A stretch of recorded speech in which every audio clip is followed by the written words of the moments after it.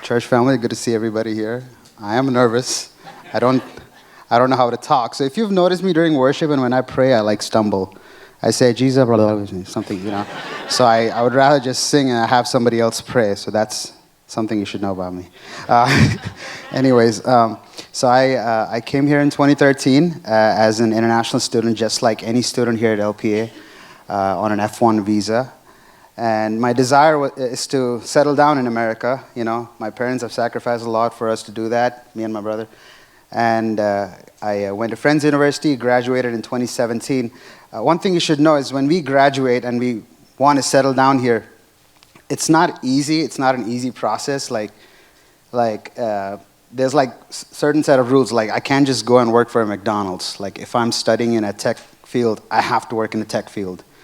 And so after I graduated, I was able to work in different companies and stuff, and there was one period jobs are really hard to get, sponsorships are really hard to get. I was working for a company called Coke, and they were really trying to figure out how to sponsor me and keep me here.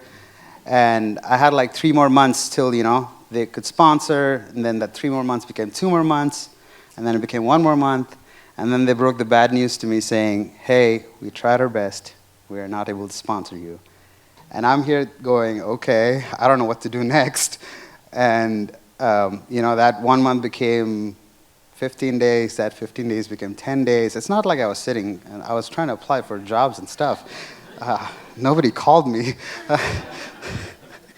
And then I had 7 more days to find a job, and I was on ZipRecruiter, and I found an IT position here at Word of Life, and I applied for it. That 7 days became 5 days, and on the 5th day, I get an email from Tim, my boss, and then my other boss, Mr. Robbie, just so you know. And I get an email with 10 questions, can you fill out these answers and send it back? And I send it back, but honestly, deep down, I knew I would get that job. Then it's day 4, and they call me for an interview, and I'm still, again, 4 more days. If I don't get a job in 4 days, immigration will kindly send me a letter saying, hey, you have 2 months to pack up your stuff and leave, in a nice way. And, obviously, again, I'm smiling right now, but during those days, I remember calling my dad, bawling Dad, I don't know, I'm sorry. I think I'll probably come back, stay with you or something like that. So I go for an interview, they interview me, and then Mr. Robbie interviews me. By the way, Miss Bella, you should know this. Mr. Robbie's tactic is my wife is from Brazil. He'll always say that. Everybody. Oh, really? Oh, yeah. I was sitting in front of him. He's like, my wife is from Brazil. I know everything about immigration. I was like, all right, well, I came to the right spot. And day 4 becomes day 3. And day 3 is pretty much me waiting, am I going to get this job or something?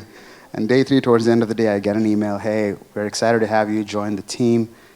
And 2 more days, I meet my boss and get the paperwork, and he doesn't know anything about immigration. He's just like, what? Okay, what do you need? Okay, yeah, here you go. Here's the documents. And I pretty much went, did an overnight shipping, sent all the documents to immigration. And luckily, within those 2 days, God did suddenly in my life. And